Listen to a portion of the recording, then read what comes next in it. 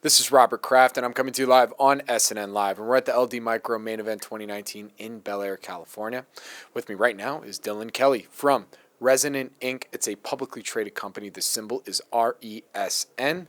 Dylan, welcome to SNNLive. Thanks for having me. It's great to have you on. Now, we've had a few of your colleagues on here, so I want to welcome you formally to the stage.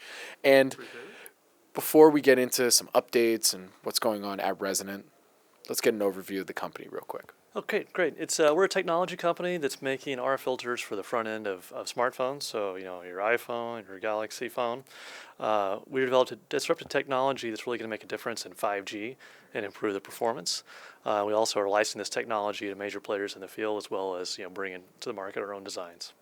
So we had George on most recently about 2 years ago. So let's get an update. What would you say are some of the highlights for the company? You don't have to go back 2 years. If you want to, you can. But, let's say in the last 2 years, year or so. Well, it's an exciting run. This is my second week with the company. But I've been in the RF front-end space for 20 years. And having done RF electronics all around these acoustic filters.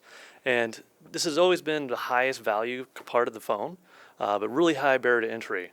And what the company has demonstrated is the ability to go from a concept to actually being in the market. And so 85 contracts now in place. People are shipping our designs into the market. Teardowns have validated this. And so that was a major milestone. And then additionally, some of the technologists have come up with a major breakthrough. And this is an industry that's been since the 1970s, developing these products. Really evolutionary, not a lot of breakthrough. The last major one was Broadcom's F-bar filters in the 90s. So the fact that this team has come up with a new approach, this X-bar technology we're promoting, is just, it's really earth-shattering for this industry. And so there was announced a deal in the late summer with Murata Manufacturing Company, who is the largest filter manufacturer in the world by far. And so that was really validating of what we're bringing to the market with this new capability. And so we're really excited to see that get commercialized in a big way to address the issues around 5G wideband filters and really deliver on the promise of 5G. And as you said, another big update is that you just joined the company 2 weeks ago. And you mentioned your background a little bit, but what was some of your experience prior to joining the team? The funny backstory is that I had built up a company, Peregrine Semiconductor, that became publicly traded and eventually sold to Murata to enable them to sell more of their filters because as these components go more into modules. So I spent the last 3 years doing post-merger integration with Murata. Had left with the intention of never working in smartphones again, and then this news hit. This technology is coming. It's like I have to get in. So I'm really excited to be back working with these people. That actually leads me to my next question because I have to ask, what would you say when it comes to Resonant makes the company unique and different that attracted you to want to join the team? Yeah, I've known this team for actually more than 15 years. They'd done another startup before Resonant.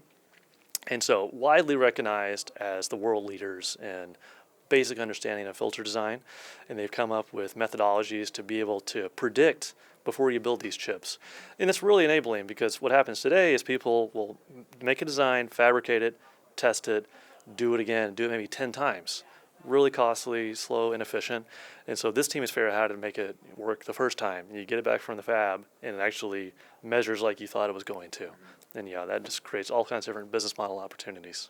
So then from what you can tell me, what would you say are some of the company's goals and growth drivers for 2020? Yeah, we're going to continue delivering on the royalty-based design work that we've been doing. We can see if we can continue to scale that. There's some new players we think we can enable in the space, so adding more customers that have broader reach into the market to grow that. And then it's all about this X-bar technology. We've landed this deal, there's pull, we need to finish and get it into production. And Dylan, where can our audience go and find more information about Resonant? Just go straight to our website, Resonant.com, and visit Investor Relations. My name is Robert Kraft, and I'm coming to you live on SNNLive, and we're at the LD Micro Main Event 2019 in Bel Air, California. With me again is Dylan Kelly from Resonant, publicly traded company. The symbol is RESN. Dylan, it was a pleasure. Thank you for joining me. Thank you.